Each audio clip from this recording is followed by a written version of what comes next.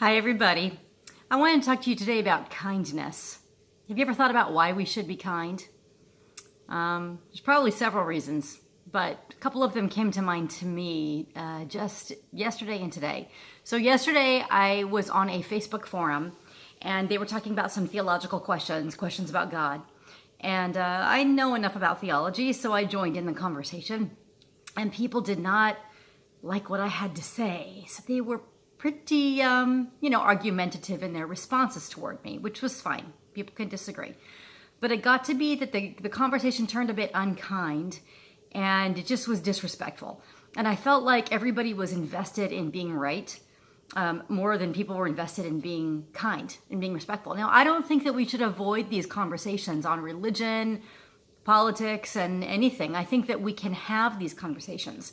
I think that we can teach our children how to have these conversations, and just instead of just saying we should avoid talking about religion and politics and just all manners of things, gender, sexuality, political issues like immigration or racism, anything like that. I think we can have these conversations and even have conversations with people that disagree with us. In fact, I think that those conversations can make us all better.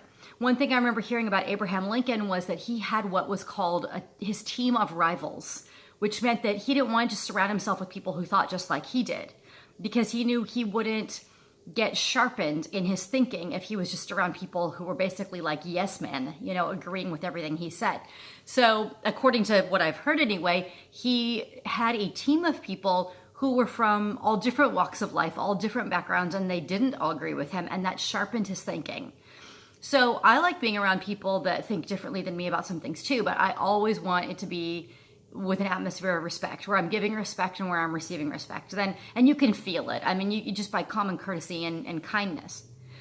Well, anyway, this conversation that I had, it wasn't very kind. And so eventually I just said basically like, peace be with you all. I wish you all God's love, and I'm out of the conversation.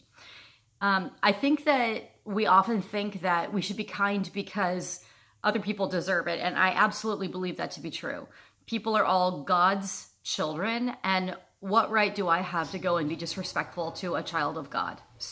I absolutely am not allowed. I mean, I don't have to agree with everybody, but I need to respect their basic humanity because they are a child of God.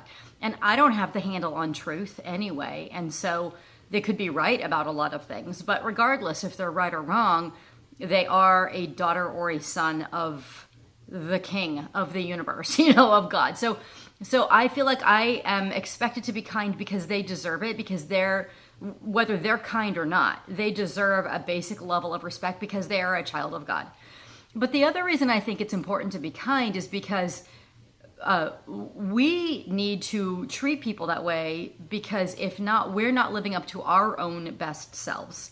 We're settling for less, and we're better than that. We were created to love, and so if we don't do it, we are going to make ourselves miserable. So I don't just want people to be kind to me, or I don't want to just be kind to them because that person deserves kindness. I want to be a kind person because it makes me be in alignment with God to be loving. The more loving I am, the more I'm in alignment with who God is and who God made me to be. If I end up being unkind, and of course I do sometimes, I'm human, I make mistakes, but whenever I go toward frustration or unkindness, I am out of alignment with who God has created me to be, which is a person of love, a person who gives love. And I can feel it. I get upset, I get tense, I get, stressed out, and then I get more into, I want to show them that I'm right. I mean, in this conversation that I had, I know theology. I could hold my own in this conversation, probably longer than many of them could, because I was talking to people who weren't theologians, and that's my work. But I started noticing in myself my own inclination to want to prove them wrong.